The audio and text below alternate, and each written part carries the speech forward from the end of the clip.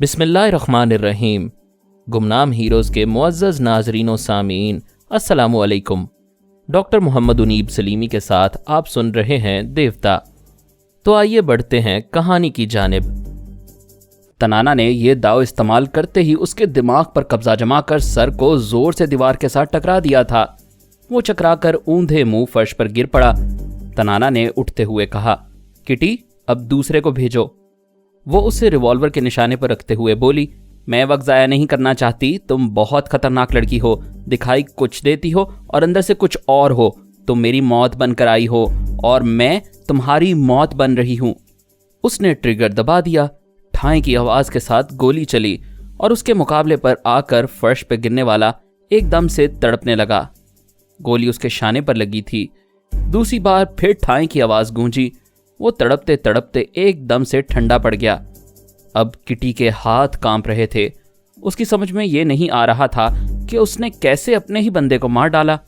وہ اچانک کہکہا لگانے لگی۔ پیٹر پال حیرانی سے دیکھ رہا تھا۔ حیرانی اس بات کی تھی کہ کٹی کے ہاتھ میں ریوالور تھا اور تنانا اطمینان سے کھڑی ہوئی تھی، جیسے ریوالور نہیں کھلونا ہو۔ وہ کہکہا لگاتے ہوئے کہہ رہی تھی، میں نے مار ڈالا، اپنے آدمی کو اپنے ہی ہاتھ سے مار ڈالا، اسے کہتے ہیں موت۔ اب میں تسلیم کرتی ہوں کہ موت کیسے آتی ہے، لیکن میں مرنے سے پہلے سب کو مار ڈالوں گی۔ اس نے اچانک پلٹ کر اپنے دوسرے باڈی گارڈ پر فائر کیا۔ وہ اس بات کے لیے تیار نہیں تھا۔ فائرنگ کی زد میں آ گیا۔ تڑپ کر لڑکھڑاتا ہوا پیچھے دیوار سے جا کر لگ گیا۔ گولی صحیح نشانے پر لگی تھی۔ وہ کھڑا نہ رہ سکا۔ اوندھے منہ فرش پر گر کے ہمیشہ کے لیے ختم ہو گیا۔ پیٹر پال نے فوراً ہی ریوالور نکال کر گولی چلائی۔ کٹی کے ہاتھ سے ریوالور نکل گیا۔ وہ بولا، تمہارا دماغ چل گیا ہے۔ اس لڑکی کو موت کے روپ میں دیکھ کر ہماری جان کی دشمن بن گئی ہو، لیکن میں مرنا نہیں چاہتا۔ تمہارے حصے کی موت آئی ہے، تم مرو۔ وہ فائر کرنا چاہتا تھا لیکن انگلی ٹریگر کو نہ دبا سکی۔ اس نے حیرانی سے اپنے ریوالور کو دیکھا، پھر فائر کرنے کی کوشش کی مگر ناکام رہا۔ تنانا نے کہا، پیٹر پال تم گولی نہیں چلا سکو گے، اسے اپنی موت آپ مرنے دو۔ وہ حیرانی سے بولا، لیکن ایسی کیا بات ہے، میری انگلی کام کیوں نہیں کر رہی؟ تنانا نے اس کی بات کا جواب نہیں دیا۔ وہ کٹی کو گھور کر دیکھ رہی تھی، اسے اپنی مرضی کے مطابق عمل کرنے پر مجبور کر رہی تھی۔ کٹی کا دایاں ہاتھ زخمی ہو گیا تھا۔ اس نے بائیں ہاتھ سے ریوالور کو اٹھا لیا، پھر اس کی نال کو اپنی کنپٹی سے لگاتے ہوئے بولی، اب میری سمجھ میں آ گیا ہے، اس دنیا میں سدا کوئی اپنے مقام پر نہیں رہ سکتا، دوسروں کے لیے جگہ خالی کرنا پڑتی ہے، لہٰذا میں اس لڑکی کے لیے جگہ خالی کر رہی ہوں۔ یہ کہتے ہی اس نے گولی چلائی، پھر دھڑام سے فرش پر گر پڑی۔ پیٹر پال گم سم کھڑا تنانا کو دیکھ رہا تھا۔ دل ہی دل میں کہہ رہا تھا، یہ غیر معمولی قوتوں کی مالک ہے، اس کی مرضی کے بغیر کوئی ہتھیار استعمال نہیں کر سکتا، اور ہتھیار کے ہوتے ہوئے بھی کوئی اس سے نہیں لڑ سکتا۔ یہ اپنے شکار کو اپنے ہاتھوں سے نہیں مارتی، اسے خود مرنے پر مجبور کر دیتی ہے۔ ایسی شہزور بلا کو پہلی بار دیکھ رہا ہوں۔ اوہ گاڈ، کٹی کس طرح اپنے ہی ہاتھوں حرام موت مر گئی۔ وہ سوچ رہا تھا، اسے دیکھ رہا تھا۔ آہستہ آہستہ چلتا ہوا اس کے قریب یوں آ رہا تھا جیسے بے اختیار اس بیوی شخصیت کے آگے کھچا جا رہا ہو۔ اس نے تنانا کے سامنے پہنچ کر دونوں ہاتھ اپنے سینے پر باندھ لیے، سر کو جھکا لیا، پھر جھکتے ہوئے اس کے آگے گھٹنے ٹیک دیے۔ میں تنانا کے خیالات پڑھتا جا رہا تھا۔ اس نے بڑے اعتماد سے مجھے اپنے دماغ میں جگہ دی تھی۔ ایسی بے باک لڑکی میں نے پہلی بار دیکھی جو اپنے چور خیالات پڑھنے کی آزادی دے رہی تھی، ورنہ لڑکیاں فطری طور پر اپنے نازک جذبوں کو اپنے آئیڈیل سے چھپائے رکھتی ہیں۔ میں نے کہا، تم تو کھلی ہوئی کتاب ہو۔ وہ بولی، میں جس کے لیے دنیا میں آئی ہوں اس کے لیے کھل رہی ہوں، اس کتاب کو کھولنے کی جرت کوئی دوسرا نہیں کر سکتا۔ تنانا کے قدم کینزس سٹی میں مضبوطی سے جمے ہوئے تھے۔ وہ کٹی کوئین کے خفیہ اڈے کی مالکہ بن چکی تھی۔ اس کے علاوہ 3 اور رہائش گاہیں تھیں جہاں وہ مختلف حیثیتوں سے رہ سکتی تھی۔ ویلی، پامیلا اور سارا جون کے علاوہ اور کئی چھٹی ہوئی بدماش عورتیں اس کی اعلی کار بن گئی تھیں۔ تنانا کے دماغ سے پتہ چلا وہ جنرل ڈیکورا تک کیسے پہنچی تھی۔ وہاں تک پہنچنے کا راستہ نہایت آسان تھا۔ جن دنوں جرنل اپنی ٹرانسفارمر مشین کے ساتھ روپوش ہو گیا تھا تو سرکار کی طرف سے اس کے خلاف اخبارات میں تصویریں شائع کرائی گئی تھیں. اسے مفرور مجرم اور قانون کا مطلوب قرار دیا گیا تھا. تنانا نے ایک اخبار میں اس کی تصویر دیکھی تھی، پھر اس کی آنکھوں میں جھانکتے ہوئے دماغ میں پہنچ گئی تھی. اگرچہ سرکار نے اسے مفرور مجرم قرار دیا تھا، لیکن ٹرانسفارمر مشین کا کوئی ذکر نہیں کیا تھا. تنانا کو مجرم آلائے کاروں کی ضرورت تھی، لہٰذا اس نے جرنل کے دماغ میں جگہ بنائی. تب پتہ چلا اس جرنل کے پیچھے ٹرانسفارمر مشین چھپی ہوئی ہے. جنرل ڈیکورا پوری طرح اس کے قبضے میں تھا، لیکن کسی ٹیلی پیتھی جاننے والی کی موجودگی سے بے خبر تھا. اسے خوش فہمی تھی کہ وہ ایک تنظیم کا سرغنہ ہے، کسی کا آلائے کار نہیں ہے، جبکہ وہ معمولی آلائے کاروں سے بھی گیا گزرا تھا. تنانا جب چاہتی اس سے انڈوں کا پوچ اور چائے بنوا لیتی تھی. وہ اس کی مرضی سے مورینا کو تلاش کرنے یورپ گیا تھا اور اس کی مرضی سے واپس آ کر اپنے خاص ماتحت کو حکم دیا تھا کہ اخبارات میں ٹرانسفارمر مشین کے متعلق اعلان چھپوایا جائے. جب دوسرے دن کے اخبارات لوگوں کے ہاتھوں میں آئے تو مشین میں دلچسپی رکھنے والی خطرناک تنظیمیں اور جرائم پیشہ افراد چونک گئے. سپر ماسٹر نے خفیہ طور پر احکامات جاری کیے. امریکہ میں جتنی ریاستیں ہیں اور جتنے ٹیلی فون ایکسچینجز ہیں، وہاں وہ تمام گفتگو ریکارڈ کی جائے جو ٹرانسفارمر مشین سے متعلق ہو، اور یہ سراغ لگایا جائے کہ یہ بات کرنے والے کس اسٹیٹ سے اور کس شہر سے یا کس ٹیلی فون ایکسچینج سے تعلق رکھنے والے علاقے سے بول رہے ہیں. یہ ہم نہیں جانتے تھے. سپر ماسٹر جنرل ڈیکورا کو گھیرنے کے لیے کیسے انتظامات کر رہا تھا، یہ باتیں ہمیں بعد میں معلوم ہوئیں. اسی طرح آئرن ہارڈی نے تمام مصروفیات ترک کر دی تھیں. مورینا کو ہر لمحہ اپنے ساتھ رکھتا تھا، اسے سمجھاتا تھا اس شخص کے دماغ میں جاتی رہا کرو جس کی آواز کیسٹ کے ذریعے سنائی گئی ہے. وہ اس کی ہدایات پر عمل کرتی تھی، لیکن ڈیکورا کے دماغ میں جگہ نہیں ملتی تھی. وہ فوراً سانس روک لیتا تھا. آئرن ہارڈی یقین سے کہتا تھا وہ مشین اسی سانس روکنے والے کے پاس ہے. اب امید ہو چلی تھی کہ فون کے ذریعے رابطہ قائم ہونے پر شاید مورینا اس کے دماغ میں پہنچ سکے. اس نے دوسرے دن کے اخبارات میں کچھ اس طرح کا مضمون چھپوایا: تمہارے پاس مشین ہے، ہمارے پاس مال ہے جسے ایک خانے سے دوسرے خانے میں منتقل کیا جا سکتا ہے. فون نمبر نیچے درج ہیں، ہم سے فوراً رابطہ قائم کرو. اسی دن کے اخبارات میں ماسک مین کی جانب سے بھی ایسا ہی مضمون شائع کرایا گیا: تمہارے پاس مشین ہے، ہمارے پاس ہے مال. جس مال کو ہمارے خانے سے اپنے خانے میں منتقل کرانا چاہتے ہو تو نیچے 1 درجن نمبر درج ہیں، جس نمبر پر چاہو رابطہ قائم کر سکتے ہو. آئرن ہارڈی کے پاس مورینا تھی، ماسک مین کے پاس آرمر تھا. اسرائیلی حکام نے شیبا سے درخواست کی: تم اگر تعاون کرو تو ہم اس مشین تک پہنچ سکتے ہیں. شیبا نے جناب شیخ الفارس سے ہدایت چاہی. شیخ صاحب نے کہا: بیٹی، وہ جو کہتے ہیں کرتی جاؤ. وہ مشین فرہاد اور تنانا کی دسترس میں ہے، تم کسی بات کا اندیشہ نہ کرو. شیبا نے اسرائیلی حکام سے کہا: مجھے کوئی اعتراض نہیں ہے، وہ مشین ہمارے ہاتھ لگ جائے، اس سے اچھی بات اور کیا ہو سکتی ہے.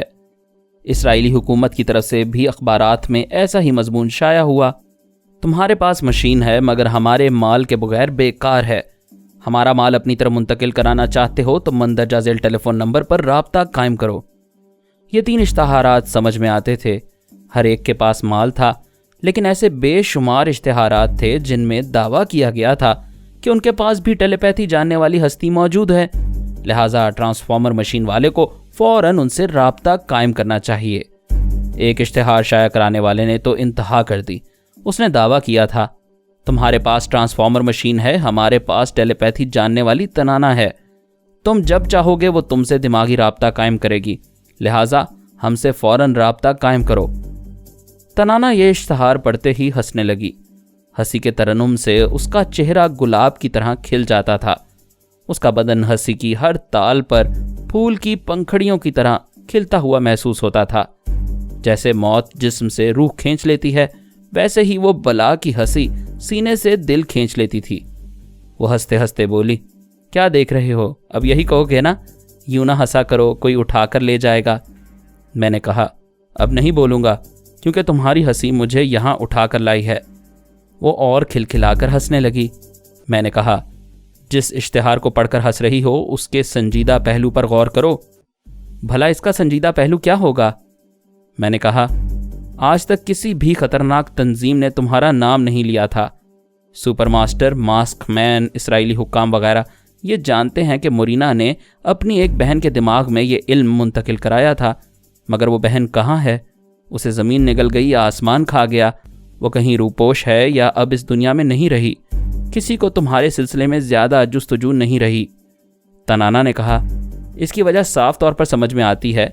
ہماری دنیا میں کافی ٹیلی پیتھی جاننے والے لوگ موجود ہیں، دن رات ان سے نمٹنا پڑتا ہے۔ کسی کو اتنی فرصت نہیں ملتی کہ ایک روپوش ہونے والی لڑکی کو تلاش کرے۔ میں نے کبھی کھل کر ٹیلی پیتھی کا مظاہرہ نہیں کیا، کسی کو نقصان نہیں پہنچایا، اس لیے میں ان کے لیے نہ ہونے کے برابر ہوں۔ لیکن اب کسی نے دعویٰ کیا ہے کہ تنانا کے دماغ سے ٹیلی پیتھی منتقل کرائے گا۔ طویل گمنامی کے بعد تمہارا نام سن کر سبھی چونک جائیں گے۔ یہ سبھی چاہتے ہیں کہ اب کوئی نیا ٹیلی پیتھی جاننے والا پیدا نہ ہو، اور آج کے اس اشتہار میں تم پیدا ہو چکی ہو۔ وہ پھر ہنسنے لگی۔ میں اتنی بڑی ہو گئی ہوں، تمہارے دل کی دھڑکنوں تک آتی ہوں، اور کہہ رہے ہو آج پیدا ہوئی ہوں۔ وہ ہنستے ہنستے سنجیدہ ہو گئی، مجھ سے الگ ہو کر بولی، یہ تو بڑی گڑبڑ ہو گئی۔ ویلی اور پامیلا جیسی 40 تیز ترار عورتیں میری اعلی کار ہیں۔ وہ میری مدد سے مشکل ترین واردات میں کامیابیاں حاصل کرتی ہیں، ناممکن باتوں کو ممکن بنا لیتی ہیں۔ ان سب کی ایک مشترکہ حیرانی یہ ہے کہ میں ان کے گھروں سے اپنا حصہ کس طرح لے جاتی ہوں۔ اب میرا نام عام ہوگا تو وہ یقین کی حد تک شبہ کریں گی، مجھے اپنی نادیدہ سہیلی اور بزنس پارٹنر سمجھیں گی، جہاں جائیں گی وہاں میرا ذکر لے بیٹھیں گی۔ اس طرح خطرناک تنظیم کے لوگ میری تنظیم میں سرنگ بنانا شروع کر دیں گے۔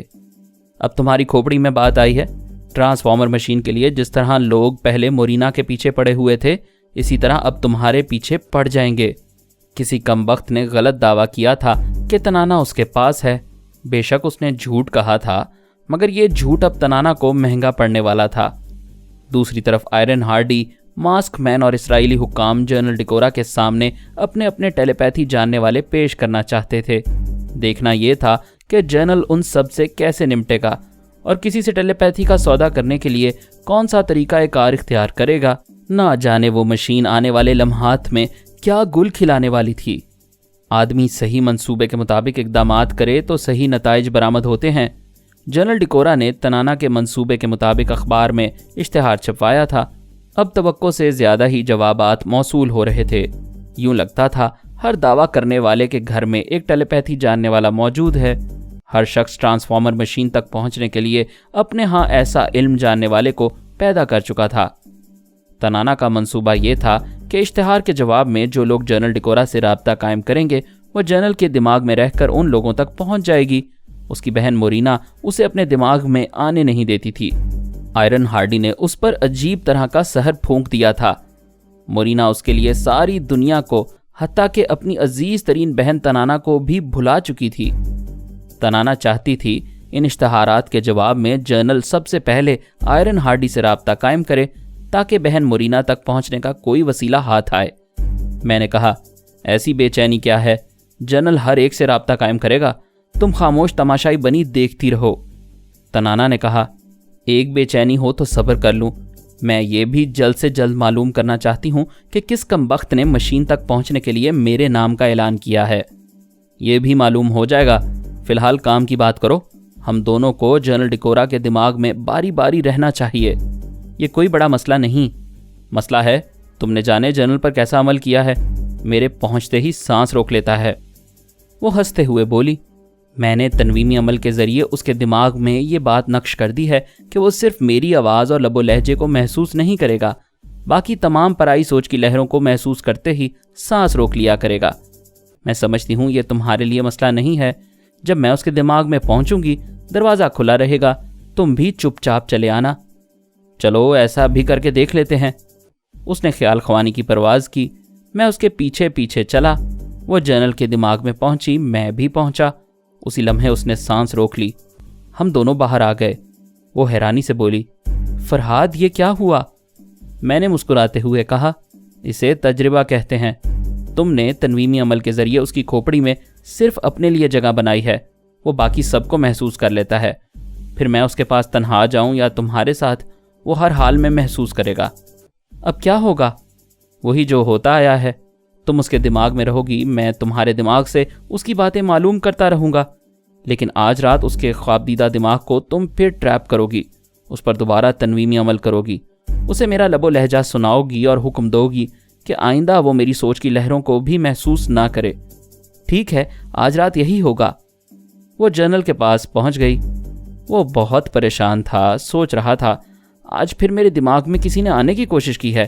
اچھا ہوا میں نے سانس روک لی، پتہ نہیں یہ کون میرے پیچھے پڑ گیا ہے یا پڑ گئی ہے۔ تنانا نے اس کی سوچ میں کہا، بائی دا وے مجھے پرواہ نہیں کرنی چاہیے، میں سانس روک لیتا ہوں، وہ ہمیشہ ناکام واپس جایا کرتا ہے یا کرتی ہے، مجھے اپنے معاملات پر توجہ دینی چاہیے۔ اس نے قائل ہو کر کہا، یقیناً کوئی ٹیلی پیتھی جاننے والا یہ چاہتا ہے کہ میں ٹرانسفارمر مشین کے سلسلے میں کسی سے رابطہ قائم نہ کروں، کسی دوسرے ٹیلی پیتھی جاننے والے کو اپنے پاس نہ بلاؤں، یہ علم اپنے دماغ میں منتقل نہ کروں۔ وہ مجھے ڈسٹرب کر رہا ہے، کسی نہ کسی طرح رکاوٹ بننا چاہتا ہے، میں ایسا نہیں ہونے دوں گا۔ وہ اشتہار کے جواب میں آنے والے تمام ٹیلی فون نمبر نوٹ کر چکا تھا۔ اس نے ٹیلی فون کا کنیکشن جوڑنے اور توڑنے کے چند ضروری آلات لیے، پھر ایک پرانی سی گاڑی میں بیٹھ کر شہر سے دور نکل آیا۔ چند کلومیٹر جانے کے بعد اس نے ایک ایسے راستے پر گاڑی موڑ لی جو تقریباً ویران سا تھا، کبھی کبھی کوئی گاڑی گزرتی ہوئی دکھائی دیتی تھی۔ اس نے ٹیلی فون کے ایک پول کے سامنے گاڑی روک دی، ڈگی سے ایک فولڈ کی ہوئی سیڑھی نکالی، اسے کھول کر ٹیلی فون کے پول کی بلندی تک اونچا کیا، پھر مختلف آلات کے ساتھ چڑھتا ہوا اوپر پہنچ گیا۔ اگر وہ اپنی رہائش گاہ سے یا کسی ٹیلی فون بوتھ سے فون کرتا تو اسے ڈیٹیکٹ کر لیا جاتا، سراغ لگانے والے اس کے پاس پہنچ جاتے۔ اس نے تار جوڑنے کے بعد ایک ٹیلی فون نمبر پر رابطہ قائم کیا اور آواز بدل کر کہا، میں اشتہار کے مطابق گفتگو کر رہا ہوں، میرے پاس مشین ہے، اگر تم مال والے ہو تو اپنا تعارف کرواؤ۔ دوسری طرف سے پوچھا گیا، کیا تم اپنا مکمل تعارف کرا سکتے ہو؟ جنرل نے کہا، میں سوال نہیں جواب چاہتا ہوں، تمہارا جواب ہی ہمارا جواب ہوگا، جب تک تم پر اعتماد نہیں ہوگا میں اپنا نام اور پتہ نہیں بتاؤں گا۔ ہمارا بھی یہی جواب ہے، تمہاری ٹرانسفارمر مشین جتنی اہم ہے اتنی ہی ہماری ٹیلی پیتھی جاننے والی اہم ہے۔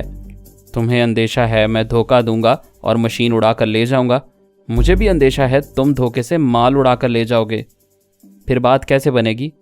اخبار میں تم نے آفر دی تھی، تمہارے ذہن میں کوئی معقول طریقہ کار ہونا چاہیے۔ میں پہلے تمہارے متعلق اچھی طرح چھان بین کروں گا، پھر مطمئن ہونے کے بعد تمہیں ایک خفیہ اڈے پر بلاؤں گا، جہاں بلاؤ گے وہاں پہنچ جاؤں گا۔ لیکن پھر وہی سوال پیدا ہوتا ہے کہ اگر میں اپنا اصل نام اور پتہ نہیں بتاؤں گا تم کیسے چھان بین کرو گے؟ جنرل نے کہا، فی زمانہ ٹیلی پیتھی جاننے والوں کی کمی نہیں، تم اپنے متعلق کچھ نہیں بتاؤ گے تو میں دوسری پارٹی سے معاملات طے کر لوں گا۔ کوئی بھی پارٹی ہو اعتماد قائم ہونے کے بعد ہی اپنے ٹیلی پیتھی جاننے والے کو تمہارے پاس لائے گی۔ جنرل نے ہنستے ہوئے کہا، ایک پارٹی ایسی ہے جو تمہیں اور مشین سے رکھنے والی ہر تنظیم کو چونکا دے گی، اس پارٹی کا نام تنانا ہے۔ دوسری طرف سے چونک کر پوچھا گیا، تنانا؟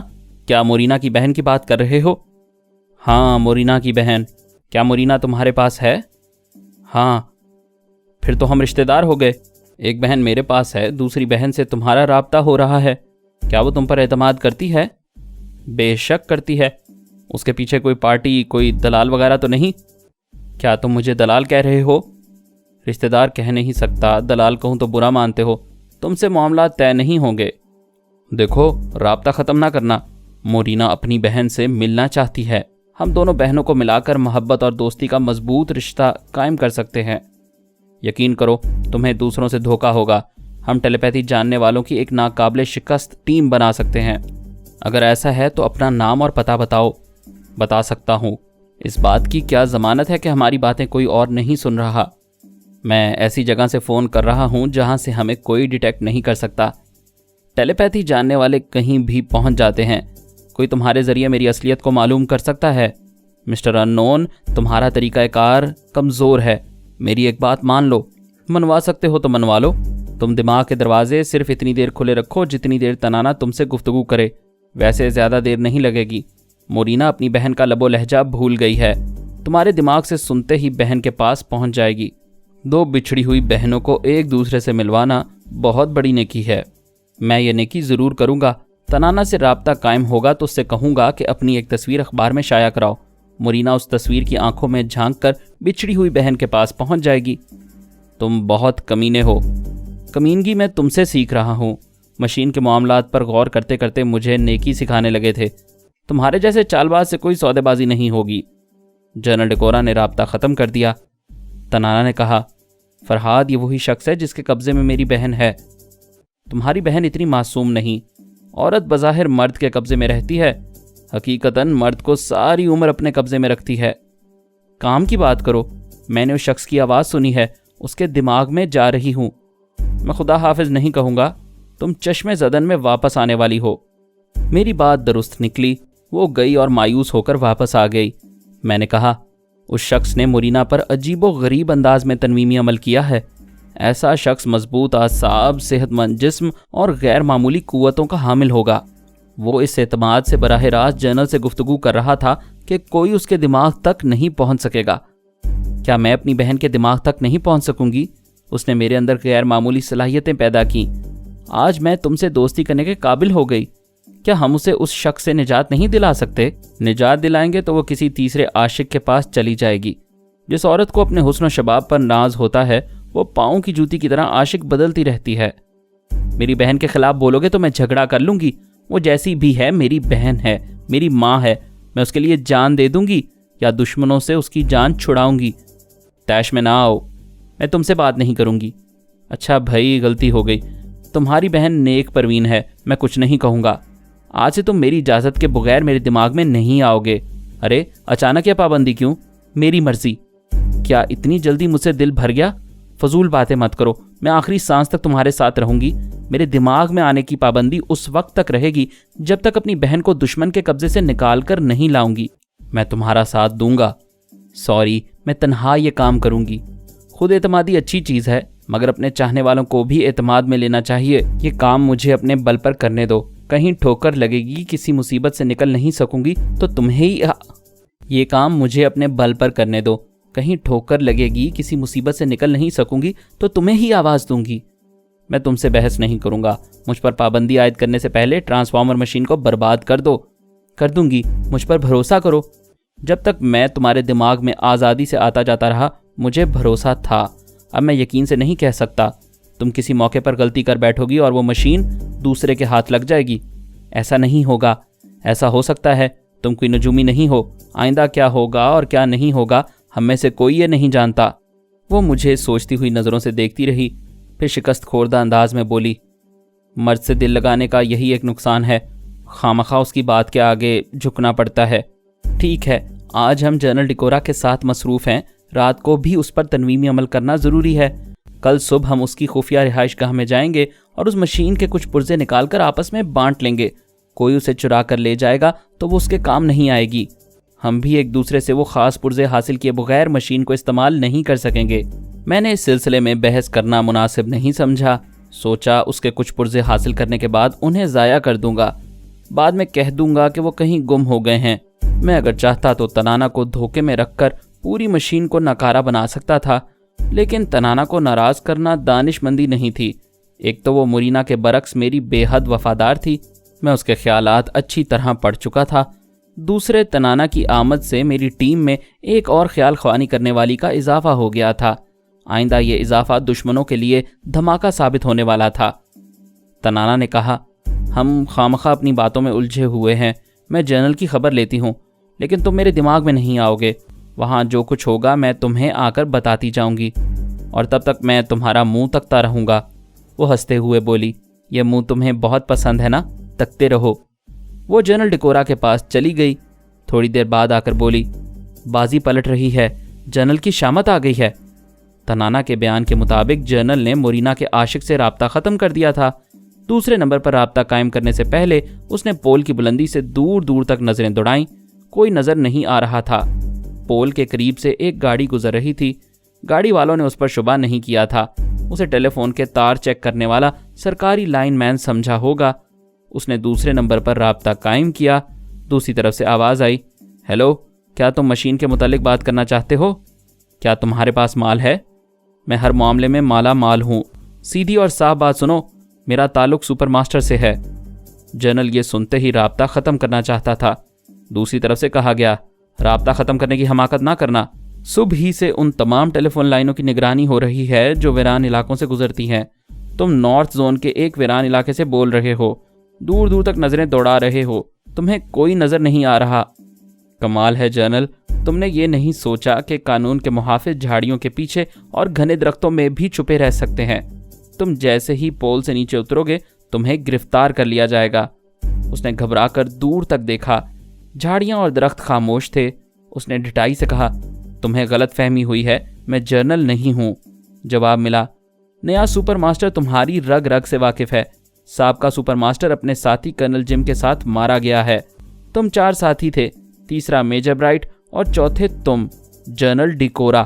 تم لاکھ پلاسٹک سرجری کرا لو تمہیں پہچاننا مشکل نہیں رہا، کیونکہ میجر برائٹ کی لاش اندھے کنویں سے برآمد ہو چکی ہے۔ 4 میں سے تم تنہا رہ گئے ہو۔ وہ سن رہا تھا اور دل ہی دل میں تسلیم کر رہا تھا کہ وہ بری طرح پھنس چکا ہے۔ وہ دوسری طرف سے کہہ رہا تھا، ہمیں اس بات سے کوئی خاص دلچسپی نہیں ہے کہ تم جنرل ڈیکورا ہو یا نہیں۔ تھوڑی دیر پہلے ٹیلی فون پر ہونے والی گفتگو نے ثابت کر دیا ہے کہ مشین تمہارے پاس ہے اور ہمیں تمہاری نہیں مشین کی ضرورت ہے۔ پول سے اتر جاؤ، تمہارا پول اب کھل چکا ہے۔ اب وہ ساری زندگی اوپر بیٹھا نہیں رہ سکتا تھا، نیچے تو اترنا ہی تھا۔ اس نے اتر کر دیکھا، جھاڑیوں کے پیچھے سے مسلح سپاہی نمودار ہو رہے تھے۔ دور دور کے گھنے درختوں سے بھی سپاہی کود کر نیچے آ رہے تھے۔ اس نے چاروں طرف گھوم گھوم کر دیکھا، جلدی سے گاڑی میں بیٹھ کر اسے سٹارٹ کیا۔ وہ 3 اطراف سے گھیرے میں تھا، ایک سمت فرار کے لیے دکھائی دی۔ اس نے پوری رفتار سے گاڑی دوڑائی، کچھ دور گیا، پھر ایک دھماکہ ہوا، ہینڈ گرینیڈ پھینکا گیا تھا۔ سٹیئرنگ پر ہاتھ بہکا، گاڑی ادھر سے ادھر بھٹکی، پھر رک گئی۔ اس نے گاڑی سے نکل کر دونوں ہاتھ اپنے سر پر اٹھا لیے۔ عقل آ گئی کہ دوسرے ہینڈ گرینیڈ سے گاڑی تباہ ہوگی اور وہ بھی سلامت نہیں رہے گا۔ اس کے ہاتھوں میں ہتکڑیاں پڑ گئیں۔ تنانا نے کہا، فرہاد، سوچا کیا تھا اور کیا ہو گیا؟ جو ہو رہا ہے خوب ہو رہا ہے۔ جب وہ مشین کے متعلق بتانے پر رضامند ہوگا تو دیکھا جائے گا۔ اسے مجبور ہونے دو، بتانے دو، ہمارا کیا بگڑے گا؟ سٹور روم میں کسی کو مشین نہیں ملے گی۔ میں چاہتا ہوں کہ جنرل آخری وقت تک اسی خوش فہمی میں مبتلا رہے، کسی کے سامنے زبان نہ کھولے۔ اس کا فائدہ کیا ہے؟ نقصان پوچھو۔ اگر کسی کو مشین سٹور روم میں نہیں ملے گی تو تمام خطرناک تنظیمیں تم پر شبہ کریں گی، کیونکہ تمہارا نام اخبارات میں آ چکا ہے۔ ابھی تھوڑی دیر پہلے جنرل ڈیکورا نے بڑے اعتماد سے کہا ہے کہ تنانا اس پر اعتماد کرتی ہے۔ تم میری پیشین گوئی یاد رکھو، انہیں مشین نہ ملی تو سب تمہاری تلاش میں نکل پڑیں گے اور تمہاری اعلی کار عورتیں ان کا ذریعہ بنتی رہیں گی۔ کیا مصیبت ہے؟ وہ بڑبڑاتی ہوئی پھر جنرل ڈیکورا کے پاس چلی گئی۔ جنرل ڈیکورا تقریباً 1 برس 4 ماہ پہلے فرار ہوا تھا اور اب گرفتار ہو چکا تھا۔ اسی خفیہ اڈے میں اسے پہنچایا گیا جہاں کبھی جوجو کو لایا گیا تھا اور جہاں وہ ٹرانسفارمر مشین تھی جسے جنرل ڈیکورا، میجر برائٹ، کرنل جم اور سابقہ سپر ماسٹر نے تباہ کر دیا تھا۔ اس نے خفیہ تہہ خانے میں نئے سپر ماسٹر کو دیکھا اور نہ دیکھنے کے برابر دیکھا، کیونکہ وہ دھندلے شیشوں کے کیبن میں تھا، صرف اس کی آواز سنائی دے رہی تھی۔ تنانا نے خیال خوانی کی پرواز کی اور اس کے دماغ میں پہنچنے کی کوشش کی، پھر میرے پاس آ کر بولی، فرہاد، میں نئے سپر ماسٹر کی آواز تو سن رہی ہوں، مگر وہ آواز اور وہ لہجہ اس کے دماغ تک نہیں لے کے جا رہا۔ میں نے اسے سمجھایا، نیا سپر ماسٹر ایک ایسے مائک کے سامنے بول رہا ہے جہاں سے اس کی آواز مختلف آلات سے گزرتی ہے اور تبدیل ہو کر سپیکر کے ذریعے سنائی دیتی ہے۔ اس کا اصل لب و لہجہ نہ تمہارے کانوں تک پہنچے گا اور نہ ہی تم اس کے دماغ تک پہنچ سکو گی۔ بہرحال ادھر سپر ماسٹر کہہ رہا تھا، ڈیکورا، تم مجرم بننے کے بعد جنرل کہلانے کے مستحق نہیں رہے، اس کے باوجود تمہیں ایک معزز شہری کی حیثیت دی جاتی ہے، بشرطیہ کہ تم پھر ایک بار حکومت سے وفاداری کی قسم کھاؤ اور اپنی وفاداری کا ثبوت دو۔ جنرل نے شکست خوردگی سے کہا، میں بہک گیا تھا، جرائم کے راستوں پر نکل گیا تھا، میں نے غداری کی، میں مجرم ہوں، یقیناً مجھے سزا ملنی چاہیے اور وہ موت ہی کی سزا ہو سکتی ہے، لیکن مجھے زندگی سے بہت پیار ہے، جتنی زندگی رہ گئی ہے اسے پورا کرنا چاہتا ہوں۔ سپر ماسٹر نے کہا، تمہیں سزائے موت نہیں ہوگی، طبی عمر تک تمہیں زندہ رکھا جائے گا، تمہارے لیے زندگی کی تمام سہولتیں مہیا کی جائیں گی۔ بولو، اور کیا چاہتے ہو؟ مجھے اور کچھ نہیں چاہیے، میں وہ ٹرانسفارمر مشین یہاں لے کر آؤں گا، لیکن وہ کہتے کہتے رک گیا۔ سپر ماسٹر نے کہا، اپنی بات پوری کرو۔ اس نے بات مکمل کرتے ہوئے کہا، لیکن مجھے یقین ہونا چاہیے کہ ہمارے پاس کوئی ٹیلی پیتھی جاننے والا یا والی ہے۔ تم اس کی فکر نہ کرو جناب، سب سے پہلی فکر یہی ہے، آپ کسی خوش فہمی میں نہ رہیں۔ میں اپنی زبان سے بتاؤں گا کہ مشین کہاں چھپا رکھی ہے تو دیواروں کے بھی کان ہوتے ہیں، اور ٹیلی پیتھی جاننے والے کان لگائے بغیر سن لیتے ہیں۔ وہ میرے دماغ میں نہیں آ سکتے، لیکن آپ کی کسی ٹیلی پیتھی جاننے والی ہستی کو دماغ میں آنے کی اجازت دوں گا۔ اس طرح وہ مشین کے متعلق چپ چاپ معلومات حاصل کر لے گی، پھر خیال خوانی کے ذریعے ایسے انتظامات کرے گی کہ دشمن دیکھتے رہ جائیں گے اور مشین یہاں پہنچ جائے گی۔ مزید اقساط سننے کے لیے ہمارے چینل کا سبسکرائبر بنیں اور ساتھ ہی بیل آئیکن کو کلک کریں تاکہ آپ کو ہر آنے والی نئی ویڈیو کی نوٹیفیکیشن ملتی رہے۔ ہماری ویڈیوز کو لائک اور شیئر کریں اور ہمیں اپنی دعاؤں میں یاد رکھیے گا۔ ISI اور پاک آرمی زندہ باد، پاکستان پائندہ باد۔ ہم پھر ملیں گے انشاءاللہ ایک نئی قسط کے ساتھ، تب تک کے لیے اللہ حافظ۔